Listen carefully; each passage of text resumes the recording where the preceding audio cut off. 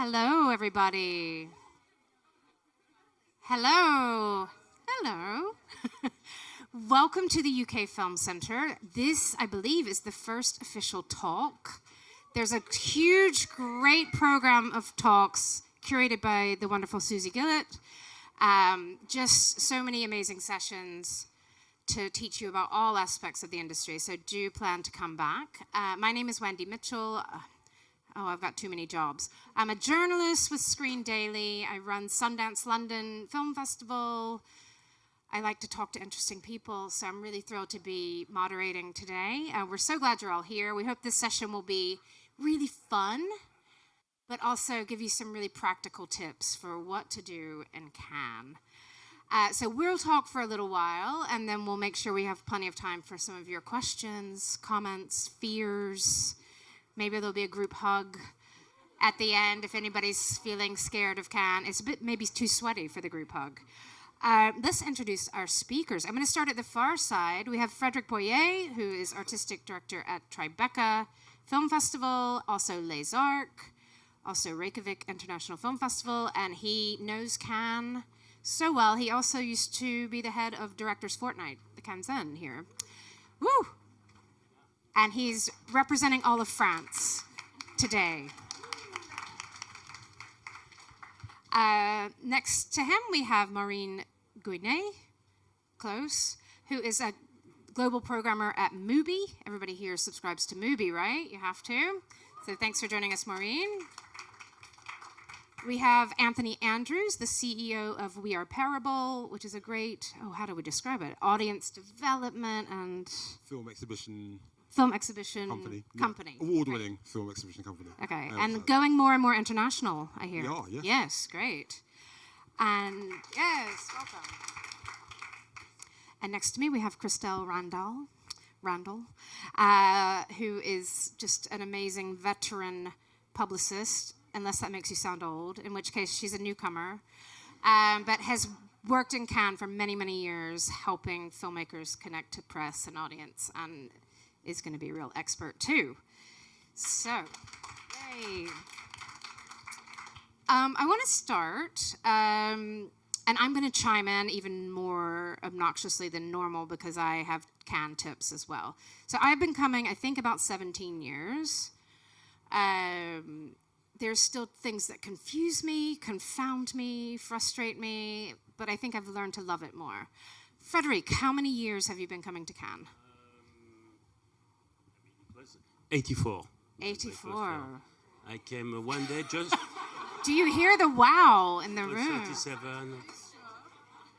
And it was just for watching one film, so I went to see the film, and I slept on the beach, and I came back to Paris. So it was just for one film. And then 85 until now. Okay, wow. How has it changed in the... Cell phone. Cell phones, yeah. I think cell phone is... good and bad. I think one thing, because I think it's quite interesting, because when we started, we were cinephile, but we were poor, and we wanted to crash parties, only of the film we loved, yeah. Which was a principle. And then it was really cool before 9/11. After 9/11, of course, all the security, and we were not comfortable about crash. It was a long time ago, but we were super comfortable to do it just to do it, but more relaxed back then. Changed a little bit, and so many things changed. Even each year, something is changing here. Yeah. And in a way, it's always can, but it's still always more and more and more and more difficult. Even for me, it's like super difficult to get tickets to go. It's like to enjoy Cannes, you have to suffer. I think we could end the panel right no, there. Absolutely. But no, it's true. But you have to accept to suffer. And then with this acceptance, you're going to get joy, I think. Yes. Yes, put that on a T-shirt. Yes. Maureen, I know you came once as a student. Yeah, back in 2017. Okay. And this is the first year you're attending with Mubi, so you're here with like a pretty big company group of people. There's quite a few of us, yeah. Yeah, so how does it feel to be different coming with this structure? I mean, are you sitting in that office where we go collect party tickets? No. Sometimes, yeah, okay, I go there. Yeah. But Yeah, it's a big group of us this year, and I guess I've been at Mubi for 5 years. So yeah, it's my first year, and yeah, I mean, it's kind of, we have a lot of different teams. So within the programming team, we have like sort of different responsibilities. And I'm doing a lot of meetings, so I have a sort of new role within Mubi. So it used to be my colleague that was coming every year and meeting all of the sales agents we work with. And so I'm doing that for the first time this year, basically. I'm going to go ahead and ask, how many meetings a day on a typical day? Between 0 and 5, but 27 total. So. But between 0 and 5? Yeah, a day, but 27 in total. Oh, 27 in total. Yeah. Okay. So today I think 5 meetings a day. Come on, I had 5 meetings, yesterday. Okay. The day before. So. No, but some people are doing 20 meetings a day. Exactly. It's actually okay. Okay, good. We'll come back and talk more. And Anthony is our Cannes virgin, I hear. Have you been here at all before as a visitor? No. Slept on the beach here before? No. No, I've not done that. That sounds interesting. Yeah, definitely. But no, not done that. No, first time here. Okay, when did you arrive? Arrived on Tuesday afternoon. Okay. And yeah, it's been... What do you think? I mean, it's pretty overwhelming. I think when you get off the plane and you walk on the strip for the first time to Croisette, you really get a sense of a festival, and it feels great. You know, the locals are very much involved in it.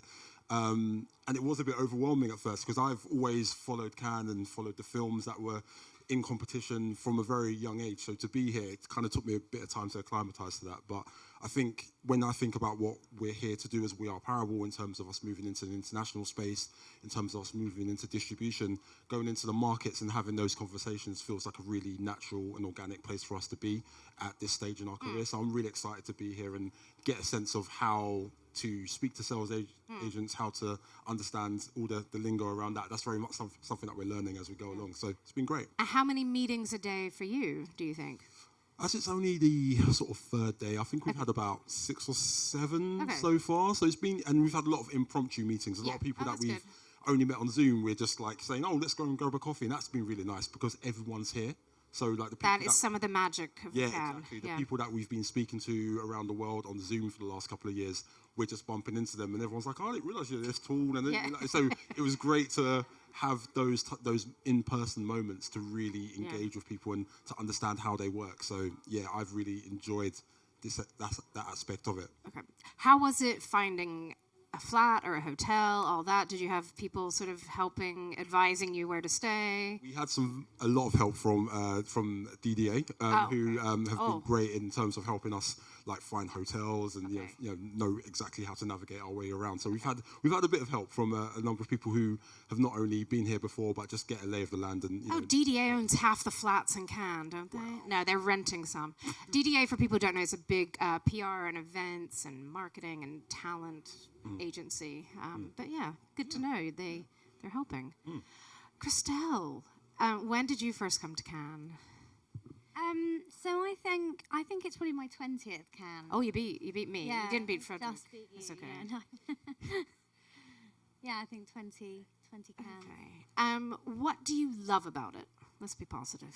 I mean, I feel like I've had so many different experiences in Cannes. I mean, I've had really awful Cannes, and then there's been some really great ones. And I think for me, it's when you're on a really good film.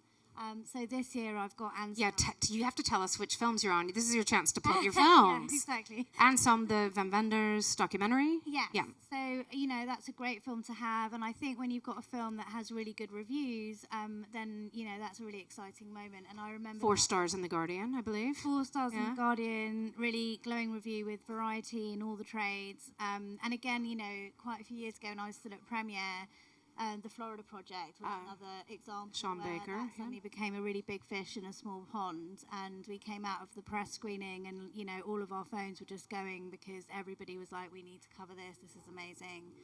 And I think when that kind of, when you have that experience with the films that you're on, it makes it a really special Cannes. Yeah. And it can go the other way. If you don't get, you can get 1-star reviews. The 1-star reviews can be a little more brutal. Yeah, and then you have to make that phone call. Yeah. But there's lots of things I love about Cannes, and I love seeing, a lot of the people in the industry I feel like I've grown up with, I've known a lot of these people for... Right here. Yeah, so that's really nice to all be in the same place. And Frédéric, as you're a programmer, but I also know you'll be doing lots of meetings. So what do your days look like? How many screenings? How many meetings? I'm trying to avoid meetings. What? Yeah, because Okay. most of the people who ask meeting, they need a meeting, let's say, with me. It's a meeting for them, not for us. They just to check the box. Okay, Tribeca is done. Next one's going to be Berlin, and then we are not sharing the same thing. So I'm doing some meetings, and most of the time with people I don't know. Okay. But otherwise, we know each other. We can see them in Berlin, everywhere. So I do 2-3 meetings a day, but for me it's a priority to films and this panel, of course. Okay. And are you watching films in this festival selection? Are you watching some market screenings as well? I'm watching the competition at Lumière and Film at Debussy because it's a wonderful room. And I'm watching market films, or there's a film. I'm watching film is going to be out of competition. After this panel, I'm going to watch Victor Hérissé film. Yeah, so I'm trying to do. Yeah. Okay. Are you have a market badge, I guess? I have a priority market badge. Okay, yes. Which is, no, it's much better to go to Yes, I know. Yeah. But are you, for the, it's the badge we all want, but for the ticketed screenings, are you getting the tickets you want? Because some people are having frustrations in getting the tickets they want. I don't have any, I have all the tickets I want. I am also protocol, so. This guy is can royalty though, too. He can call anybody. Yes. But it's quite interesting. It's not exactly, but I was thinking about something. You know how Twitter is super strong and influent, and you can destroy a film. But in Cannes, someone told me if you say something, let's say you go to see the film by Croisette this morning, you go out and you say, oh, the film is horrible. Immediately, this guy is going to say, they will not read the Twitter. He's going to say, hey, someone told me it's horrible. It's not bad, it's horrible. And another one, and then the film can be destroyed just because you say a nasty thing about a film. It's the reason why I'm a little bit, I'm really careful about people saying bad things about film because they didn't see the film. They heard about someone who heard about someone, and they don't, and in a way, there is something a little bit antique because nobody is reading Twitter. It's just the Croisette buzz. What did you see? Is it good? I didn't see it, but I heard it's horrible, which is it's really bad.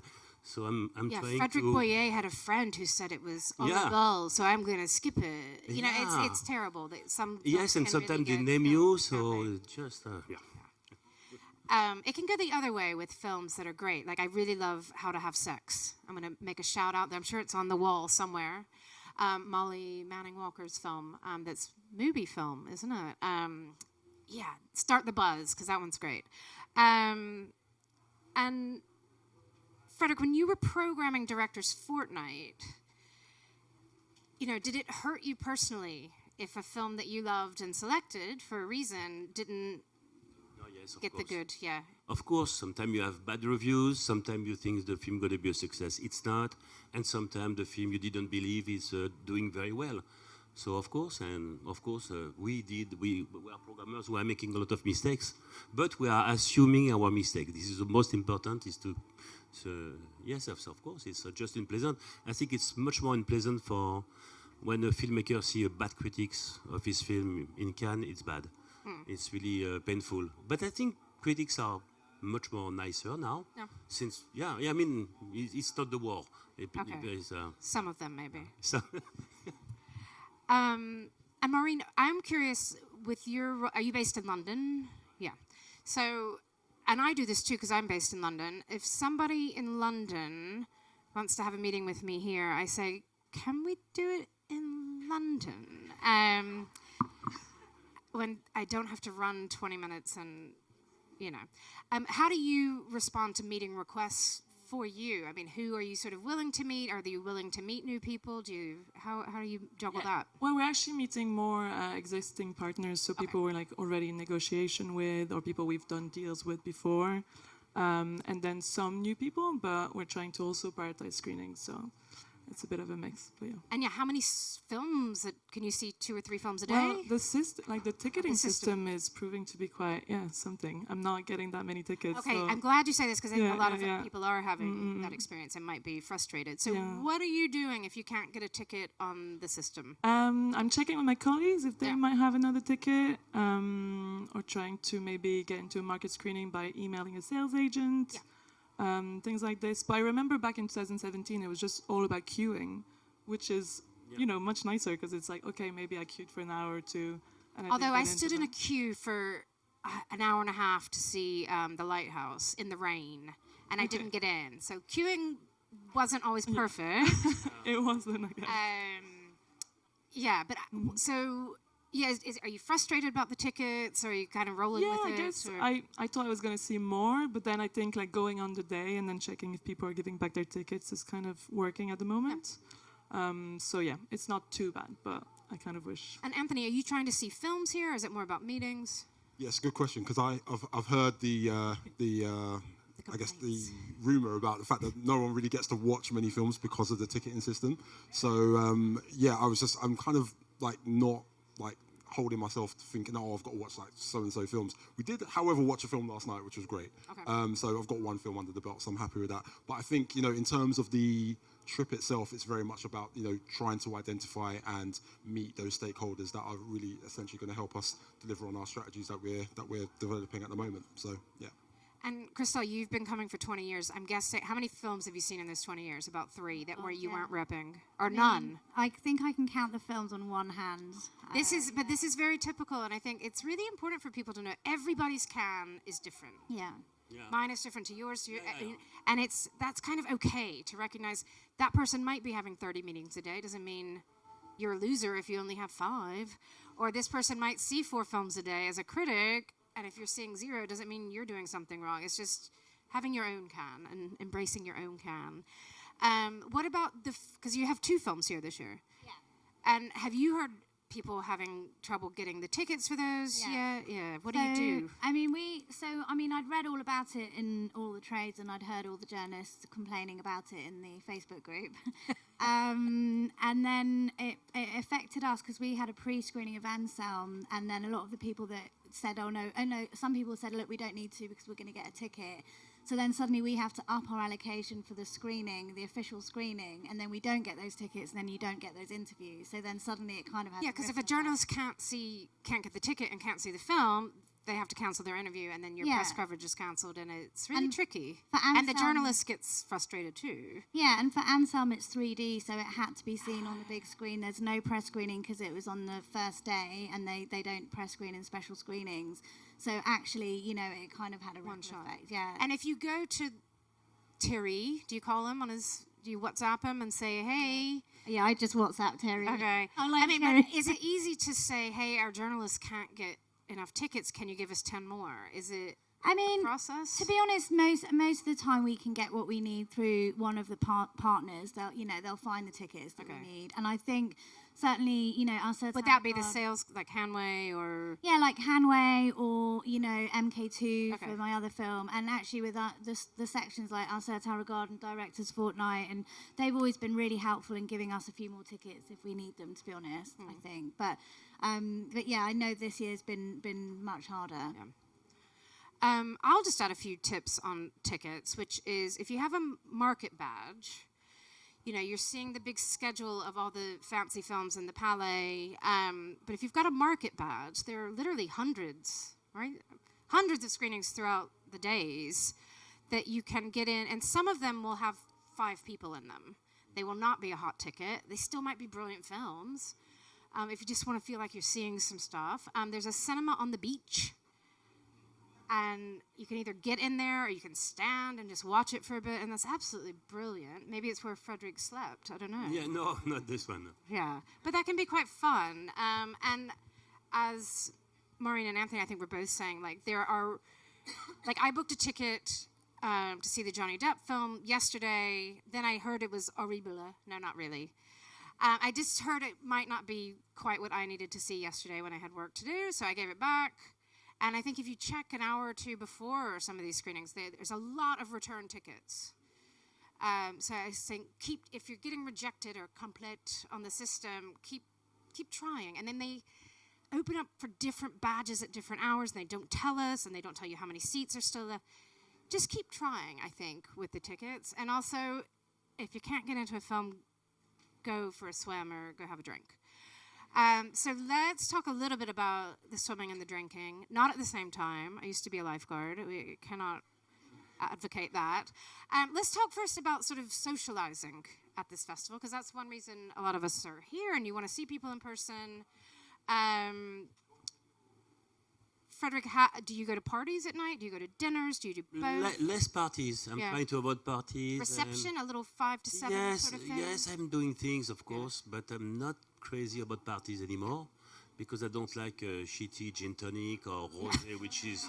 No, seriously, it's like I had enough. Yeah. So, and I really like to wake up at 6 and to have a good breakfast and to enjoy the film at 8:30. This is the luxury of Cannes. Wake up and watch a film in the morning, and then your body will I think it's really important to not sleep too late in Cannes. So I'm not saying I'm not doing any parties. Okay. But I'm going to choose. He's going to be DJing at one party. Yes, I know. exactly. So, but yeah, sort of balance it. I'm not even going to ask you because you're Frédéric and you're going to get invited to a lot. Maureen, your first time in Cannes with Mubi, are you getting invited to parties? How do you hear about them? If you're not invited, how do you ask? I've been invited to a few, and then just sort of friends that I might know from other parts or previous jobs might get tickets for me. But I mean, I arrived on Monday, so I had my first party last night. So yeah. And Anthony, you're new in Cannes. I mean, did DDA give you a few ideas about some social events? Or? Well, I think, we've been going for 10 years, and in that time, we've been able to accumulate a lot of contacts. So a lot of people who have been here before. So I think when we arrived, we were speaking to a number of our contacts saying, oh, hey, are you what's doing going anything? on? Yeah. I think, something that we're going to tonight with Film 4, I was able to speak to one of their development execs and say, look, what have you got going on? And they came back and said, we've got this thing going on tonight. Why don't you come along? And it's been that. I think because we're new and because we are coming here with a very specific reason, I think we've been very much like, okay, we're not going to be embarrassed just to ask and just to, have those conversations. And I think when it comes to going to parties, I think it's really with an aim of trying to speak to specific people, keeping a clear head, not drinking too much. Yeah. Being there from a very business point of view. And being there for contacts. For contact, for conversations, for just that general merriment, but without getting absolutely wasted. So, It's a fine balance. Very fine balance. Christelle, speaking of a fine balance, when you throw a party for one of your films, or maybe it's not you, Christelle Randall PR, but it's maybe Hanway or maybe a distributor or somebody throwing a party, how annoying is it managing a guest list? And do you get annoyed if 50 people, if Wendy says, Christelle, I need some free bad gin and tonic tonight, put me on the list, or somebody you didn't know at all, if they're asking, how do you juggle that? I mean, I think it's when people want to come to the party, if it's for a specific film and they've got absolutely no interest in covering it, and I think that's where you kind of have to draw the line. And a lot of the smaller films that I do, really, to be honest, we've got, we're happy to have whoever, really. But I think, when you're on a film and you've only got a set number of tickets, and then, you're probably running a junket that day, and then you're also fielding calls and messages and WhatsApps and Instagram direct messages from people saying, can I come to the party? And that, it gets a bit... Well, yeah, did you want to do an interview? No. Do you want to come drink our free drinks? Yes. But I have to say, one of my all-time favourite Cannes parties is a director's fortnight party. It is the best. Is that the closing party? It's always the best. The closing party, After fortnight is really good. Yeah, it's really good. And I will say, I used to be editor of Screen International, and they used to have a party every year. And I think there's a certain art to crashing or blagging your way in. But one year somebody came to the door of our party. I was still in the office editing the magazine, as you have to do when you're editor of Screen International. And they said, I'm Wendy Mitchell. And that's just the opposite way to do it. Say, I know Wendy Mitchell. Or Wendy Mitchell said I could drop by. but don't say, like, they know who I was. It's our company. But yeah, any tips? I have a tip or two, which is, you know, maybe don't try to get into the Indiana Jones. Is that tonight? Tomorrow night? Tonight? I've sort of given up on that stuff personally, but it might not be the most fun party in Cannes tonight. I mean, it'll be kind of legendary probably in some way, but you're not going to be hanging out with Harrison Ford. He's going to be over somewhere. I mean, some of the best parties I've ever been to have been exactly the ones that you wouldn't, you know, the ones that you've just sort of stumbled across. For the Armenian documentary, or like, you know, this international pavilion, there'll probably be happy hours at the Slovak pavilion, and you might say, oh, but you might meet somebody fascinating. It's sort of opening your mind about, I don't necessarily need to go to the party with Leo DiCaprio, but if I want to meet industry people, or I want to co-produce with Croatia, I'll go to the Croatian party or go to the pavilion and say, are you having some drinks? I want to meet Croatian producers. So don't just try to annoy the people working with Harrison Ford, I think. Yes, Frédéric, how do you do it? yeah, and I really think it's Cannes. It's I love to support the film as a soccer team. So if you know a film editor or someone working on the sound, is it a Croatian film? You don't care about the quality. You are supporting the film. Yeah. That's it. You are the team, and you're going to be at the party. You're going to be. That's super cool to be, and it's the reason why the screenings in Cannes are unique, and it's always super moving because everybody is here watching the film for the first time. You are not part of the group, but for 2 hours you are part of the team. So this is cool, and it has to be a game. It has to be. It's difficult to not get tickets, but when you get 1 ticket or 2 tickets, it's enough. It's your Cannes. You're going to enjoy enough, and then you're going to have 5 and 10. And it's just, it's not a question of quantity. And the parties, my best parties was the cheapest parties, Portuguese party in an apartment. I mean, I went to many, and the most surprising are the smallest one, in a way. No, I totally agree. Because one year I was... Back when I was editor of Screen, I sound like I'm living my glory days in the past. There was a Hunger Games party. So Hunger Games wasn't screening here, but they were launching something, and they sent out this box with a pin in it of Katniss something, and it was like, oh, this is the talk of the town, this Hunger Games party. And I went, and it was like full of junior U.S. agents. I mean, if Jennifer Lawrence was there, she was there for 5 minutes. And it was just really dull. Like all this build up, but you go to some cool little party or a film that you just really liked, you can ask them, you know, I think ask around and see where your mates are going that night. And, you know, it is possible to crash, maybe not crash Indiana Jones. I think that's not going to be easy to crash, but. I think you can crash any parties if you love movies.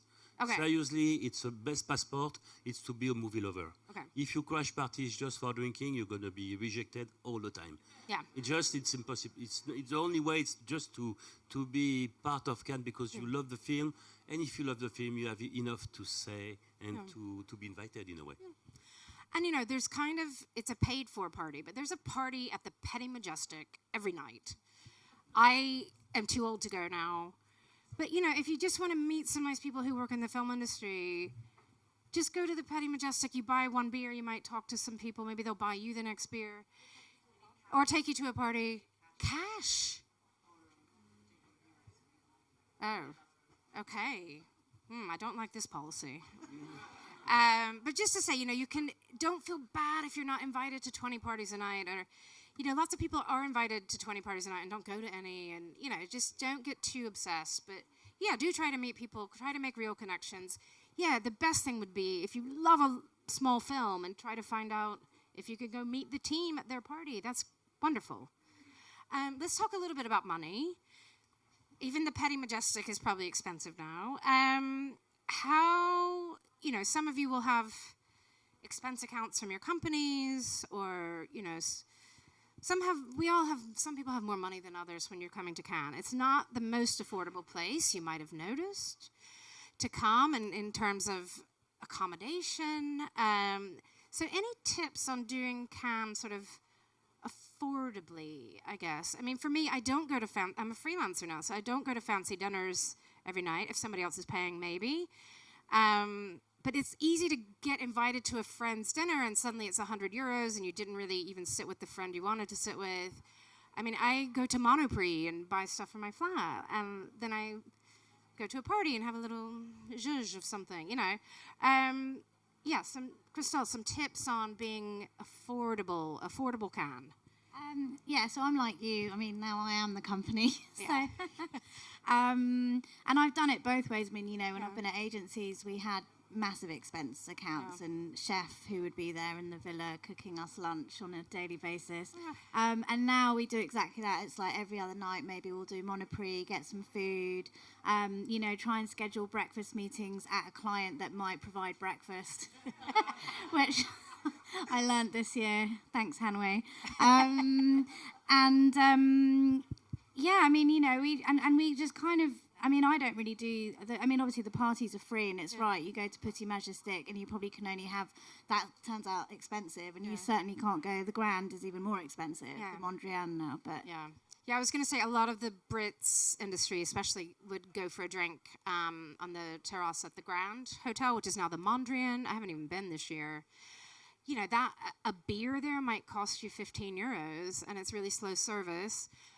You know, if you have 15 euros and you want to sit at the Grand for a few hours, though, you can sort of nurse that beer and be at the Grand, I guess, or see if somebody walks by who's interesting to talk to. So it might be worth it.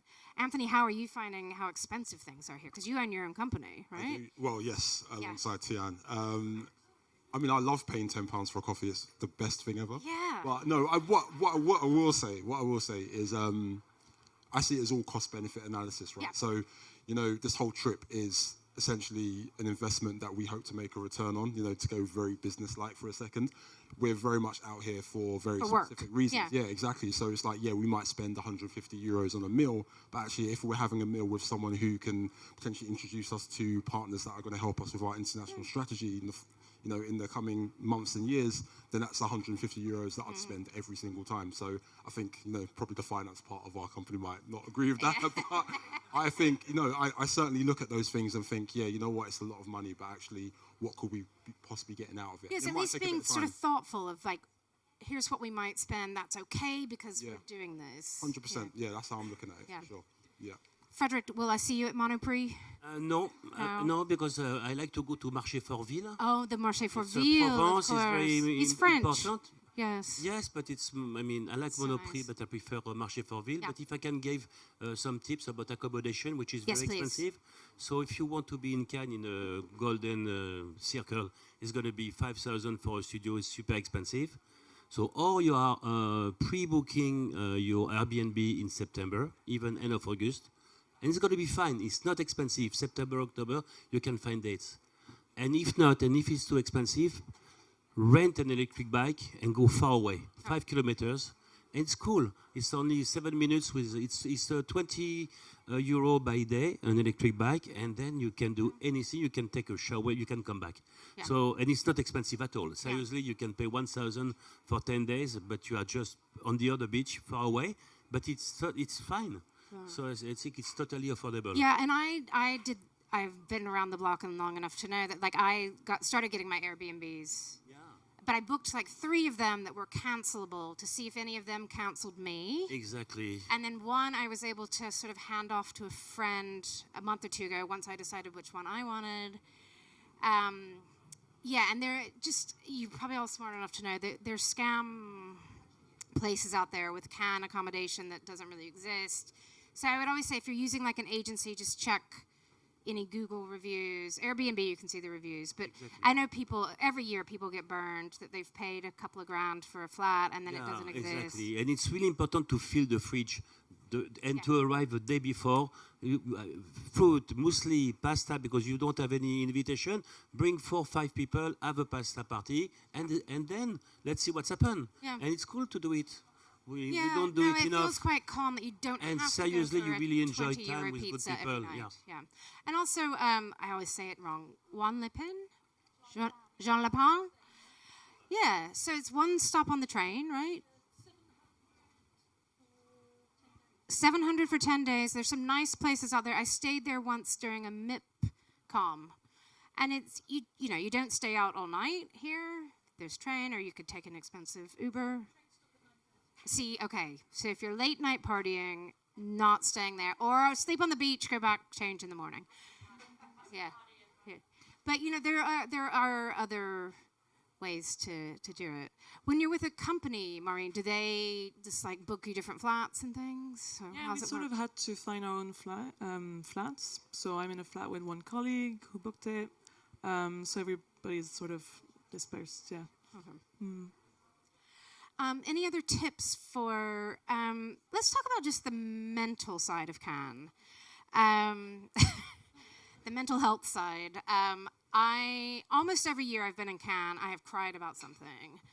And I'm not somebody who cries that much. I mean, at a sad dog film or something I do. But, you know, when it was editor of screen, somebody's yelling at me that their story wasn't right. When it was, you know, when I'm moderating something and I got somebody's name wrong, you know, it's quite an intense time. And I also know, I know somebody who sort of can't, he's a producer and he is successful, but he can't really handle the mental strain of being in Cannes, that you feel like, oh, look at those big yachts, I'm not on there, my film is not in the Palais. He just kind of feels like a loser.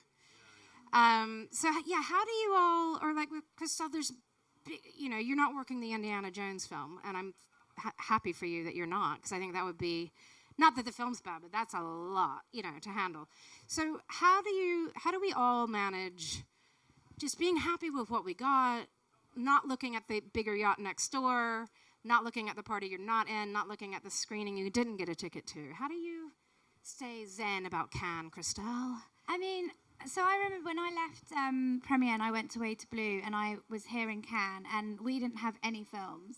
And I was sent to Talent Handle, and that was that. And I remember that year feeling really like I just was a nobody in Cannes. Yeah. And I remember, like, I went to the film 4 party, and Phil from Time Out sent me home and said, you need to go home and watch Jerry Maguire. And I did, and I was like, I hate Cannes, I'm going home tomorrow. And I went home and I watched it, and obviously it's the whole story about the guy who then gets back on his feet and gets some clients, and it all comes together. And then the next day, I met the filmmaker from For Sama, and then I ended up saying, you know, watching his film, falling in love with it, and then I ended up doing it, and then, you know. Did the Oscar campaign and so everything. the only reason I tell that story is that, you know, it's just an example that even when you think you're not getting anywhere in Cannes, you can suddenly, you know, make one connection, one dinner, one, you know, introduction. One quick conversation in a queue for a film can turn into something. Yeah, and sea swimming. Okay, yeah, Christelle, very into swimming. I came here for about 10 years in a row and, like, almost looked at the beach kind of like from here. And, yeah, we're in a holiday destination. People come here to go to the beach and swim. So if that's something you like doing, if you're having a bad day, go in the sea or go look at the sea. And I wouldn't have met that director if I hadn't been here. That's the point. Okay. You know, these are the kind of people that actually you could bump into someone at the Petit Majestic or at the Grand, and that could change so many things. Change your life. Change your life. I think we know one person who met their husband in Cannes, don't we? Can't we? Oh, yeah. Yeah, okay. Yeah, they're still married. Yeah. Yeah. Yeah, Anthony, how are you feeling, like, as a newcomer, are you feeling like you belong here, you're going for it? It sounds like you know you've got some goals. Yeah, I mean, I absolutely belong here. Yeah. I feel like... Yeah, it's funny. I had a bit of a wobble yesterday. We were at this producer networking drinks yesterday, and we were sort of talking to a number of producers about what we do. And we met one guy. Hopefully he's not here. Anyway, so we met one guy, and he was telling him what we did, and we just got like a really blank stare back from him. And he's like, "Okay, all right, okay, cool, all right, bye." And we were just like, "Oh, right, okay, so maybe we're not as great as we think we are." And I just remember thinking, "Oh my God, like maybe that's what everyone thinks. Maybe I shouldn't be here." Oh. And then to your point, it's interesting. We were kind of overlooking the sea and seeing the mountains in the back and the yachts, and I was like, "Look where I am!" Like, you know, 10 years ago, I couldn't imagine being in this place, and I feel like in the last 10 years, we've really earned our position in this industry, and I feel like, okay, one person's viewpoint of me isn't going to change my whole opinion. Like, I absolutely belong to be here, and that's just one person. I'm just going to keep going. So like that was enough validation for me, just seeing that view, just thinking, this is where I'm supposed to be. Do the self-validation, everybody. You are here, even if you're just here to soak it up. You're learning just by being here. You're listening to some cool people talk. Maureen, if you're having a sort of bad day, or do you have that moment of like, oh, I'm not king of the Croisette. Well, Yeah, it's been really interesting to sort of compare and contrast with like being a student back in 2017. And it's actually been kind of like more relaxed than I thought it was going to be, which is nice. There has been a bit of frustration about the films and not being able to watch that many, but then you sort of like text a friend or get to see a colleague and just talk about the films you saw and get to catch up, and that's then okay. And also I agree about the Petit Majestic. It's like such a nice place to like, just bump into someone. I mean, meet I people. met some like important financiers there one night that I still am in touch with, and we were just drunk, you know, like. But it's egalitarian at the Petit Majestic. I mean, and I would say like anybody with a badge on. I mean, they might not speak English or whatever language you speak, but you can always just say, "Hey, how's your festival? What have you seen anything? Beware what's of your call?" beware of the pickpockets Ah. at Petit Majestic. Seriously. Oh, good It's point. Because really everybody's drunk. Absolutely, it's a good advice. Thank you, Frédéric. But the thing Especially is, you're going to have cash, as they've it's quite warned us. interesting because I think it's we are spending a lot of sad days in Cannes because there is this idea of I would not say discrimination, but it's like Versailles. You have the color of the badge, and someone is nothing, and I was nothing, and I'm still nothing. It's the reason why I always want to meet people who are nothing, just to help them, and for not people to think, okay, there is only privilege and people who have nothing, which is not true, because the guy who is nothing going to be maybe a wonderful filmmaker, writer, or musician. could be the most interesting person Absolutely, you talk to. as a person, is going to be maybe a wonderful person. So I think we have to be very careful with the badge and the color. And one other thing which is really Cannes is, first things, it's like, okay, I will see you in Cannes, you never see the person in Cannes. Okay, I will see you in Paris or New York. And then, okay, when are you leaving? 25th? Let's have lunch. The guy don't want to have lunch, you don't want to have lunch, but there's a proposition. You know, it's like, let's have lunch. But I just said to Frédéric backstage, we must have that coffee here. And he was like, That's yes, as if we are friends. And no, this is but totally... but it does happen, and you can't feel bad if somebody This just is very gets too sad busy. because people are, it's like, when did you arrive? When are you leaving? Did you see anything good so far? Bye-bye. And it's really annoying because it's not the place to have a good conversation. It's not also, and it's also not a place for many years. I was thinking maybe you're going to find a job here. And it's not a place to find a job. Of course, you are dreaming to find a job and to be on the set and to do things to help. And it never happened to me. So, so it's like maybe you'll meet somebody that one day you'll work with. But you always meet someone who's gonna help you, and that's it. It just depends of you. So I'm going to open it up, but first I'm going to ask, because this happens to me. Oh, first, my biggest pet peeve is people come up and say, "Hey, Wendy, do you remember me?" And it, like, the last time this happened to me, I was like, "Oh my gosh, I'm so bad. I'm bad with faces." And they were like, "Yeah, you did a Zoom for our film school class." So I'm like, "You were one of 40 people on a Zoom, and how am I going to remember? I didn't know your name." But I am bad enough to be like, oh, even people I actually do know. So don't ever say that. Don't ever say, "Do you remember me?" There's so many people say, "Oh, hey, Frédéric, it's Wendy. Do you remember I saw you at Les Arcs?" Yeah. Is there a time when it's not good to meet new people? I'm going to give my example is in the toilets.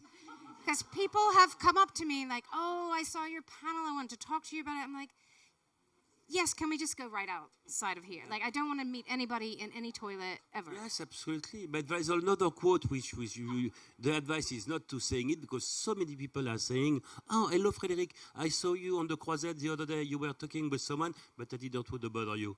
Of course, I'm not the Croisette, but it's so many people say, "I saw you.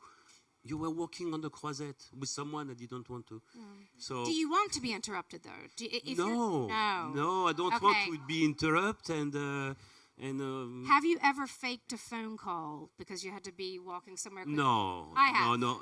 No. She has. If you have to. Yes, better okay. Than just saying like. But yeah, otherwise, if you're sort of standing at a reception or something, you don't mind if a stranger comes up and says hello? No, it's the reason why I'm going to a reception is to have people want to talk with me, or maybe they want to to give me their film, and why not? It's just it's my job. Yeah. So in a way. And Maureen, do you get people sort of saying, "Oh, Mubi, I've got a great pitch for you," or "Buy my film"? I know you don't acquire the films, but is it ever quite overwhelming? Yeah, no, it does happen, and it's not the best situation to be in.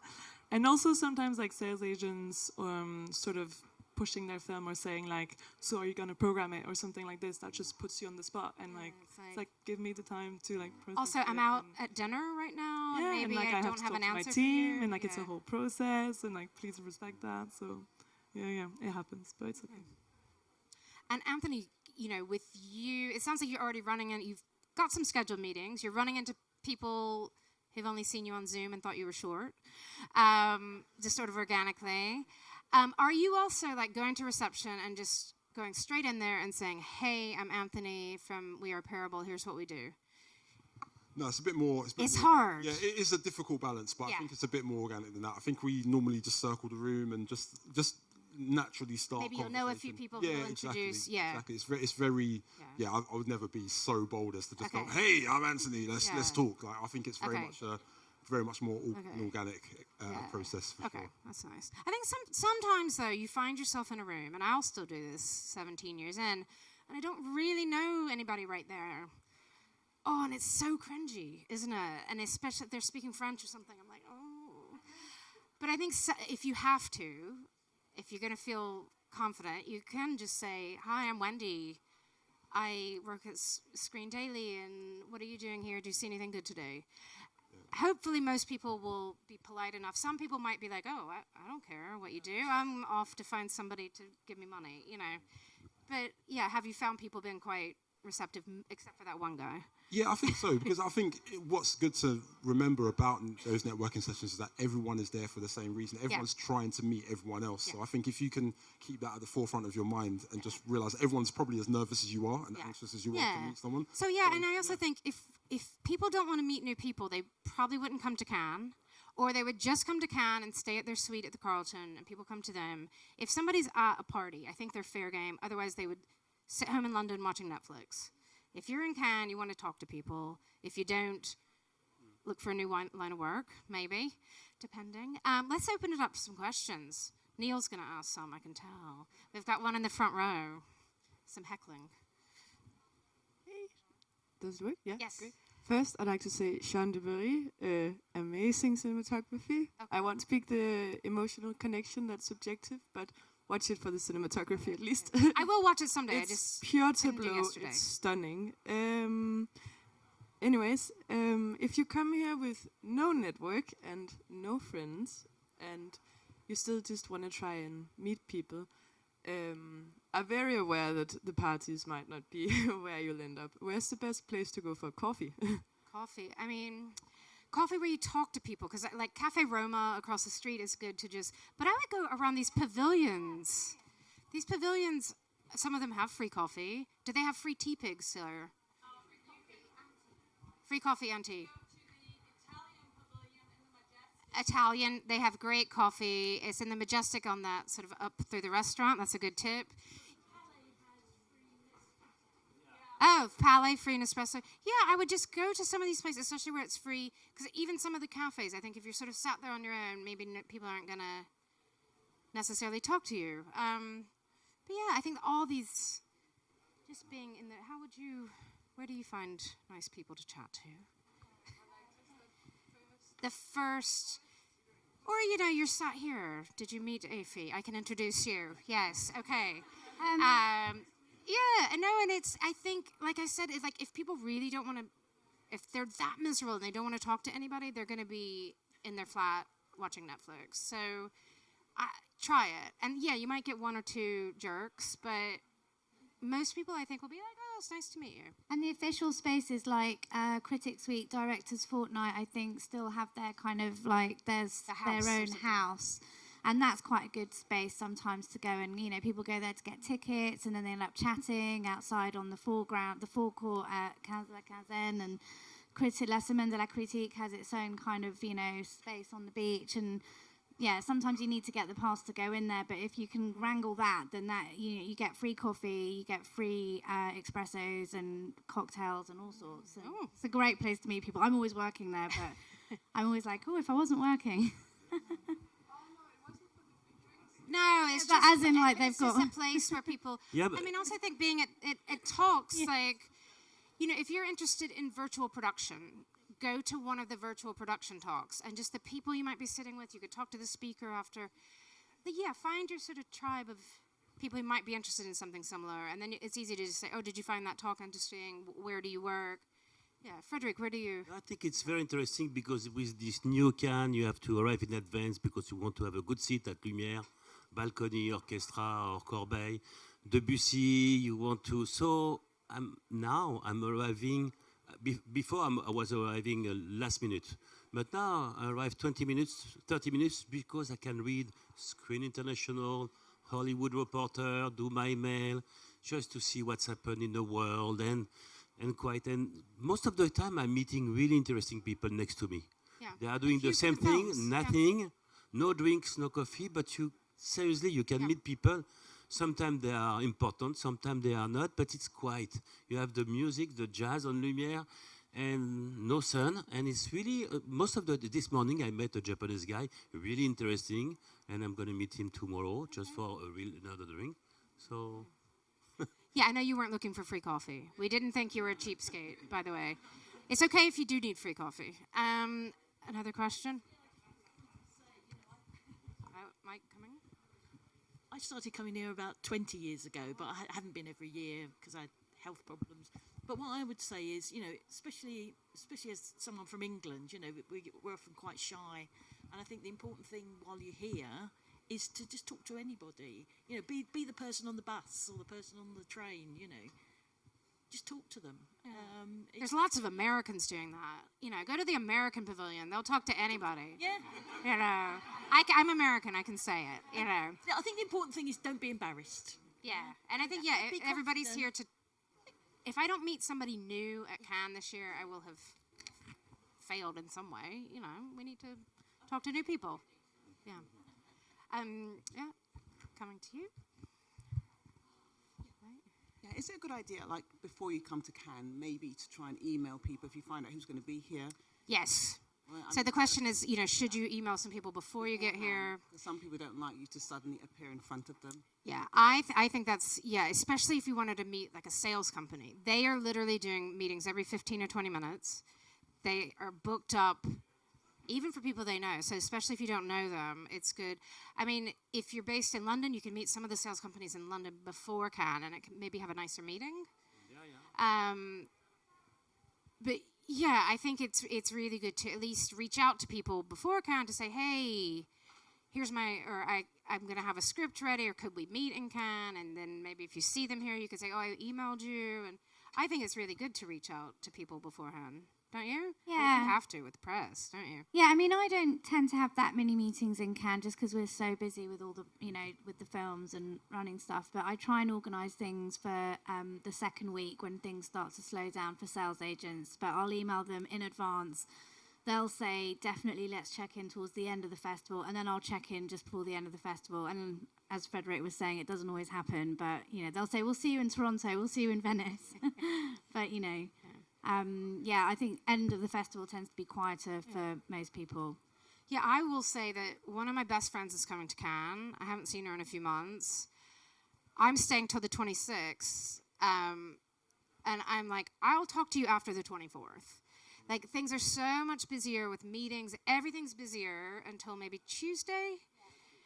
And then, so if you are staying longer, the people that are still left in Cannes, some of the sellers and people leave Tuesday, Wednesday, but if there are people around by Tuesday, there's not parties at the end, really. So you could really maybe get some better time with somebody at the end. Yeah, if you can afford to stay that long. One they pin, yeah.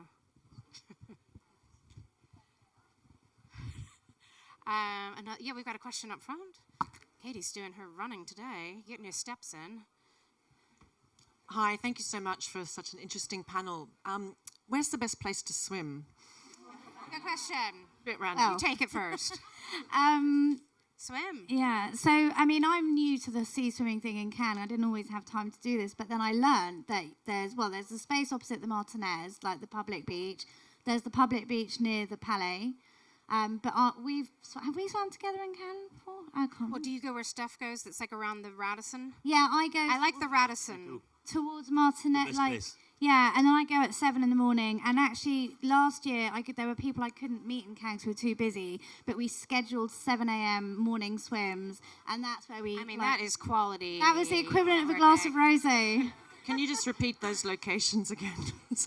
So there's one across from the Martinez. There's one that's right where the screenings are, basically. The Cinema de la Plage is right here. And then I like the one that's, over by the... I'm pointing the probably the wrong casino. way. So the Radisson on the other side. Yeah, the one on the other Yeah. side of the harbor near La Pizza. It's really nice. That's It's a really nice. quieter... Okay, I don't think. And also, like, if you go a little bit further, what's it? Canet? I don't know. What's the further along? Saint Raphael? No. Well, and there's actually really nice Villefranche and things. So you could, if you want to take a train for 20 minutes, you can find some other... And go around the casino as well, so past the Martinez and round the casino. Not this casino, the other casino. So all the way past the Martinez to the end, and then around the corner from there, there's like that's where all the holiday people go, and it's really nice. It's very interesting because the other side, this is a new place. There is a Brazilian cocktail at 6:30 today.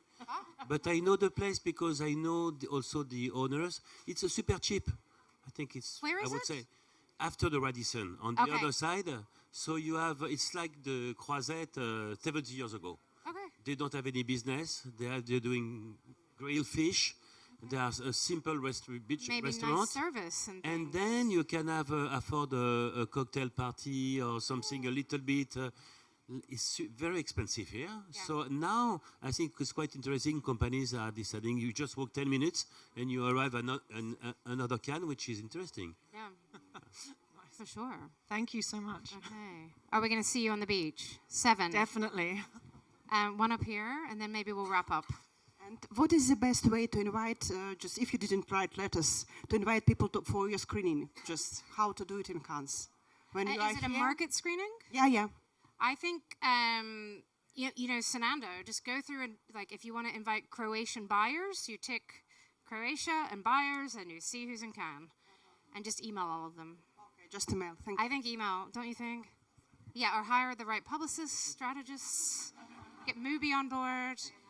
I mean, it can be, as some people, like I talked to somebody who had quite a successful film, and it was at South by Southwest. It's got a name cast. It's got a very big French sales company on it. And they had 20 people at their market screening, and they were very happy. Yeah. So it can be quite hard. There's so many hundreds of screenings. It can be quite hard to get attention. But I think email, and then if you go out at night, have a postcard. Hey, nice to meet you. Here's our screening. You just need someone to give you the accredited Cannes press list, and if you've got that, you can do it yourself. You've got the territory. They might not want press yet. Do you want press there? You okay with it? Yeah? Buyers. Yeah. If there's an equivalent list. Yeah.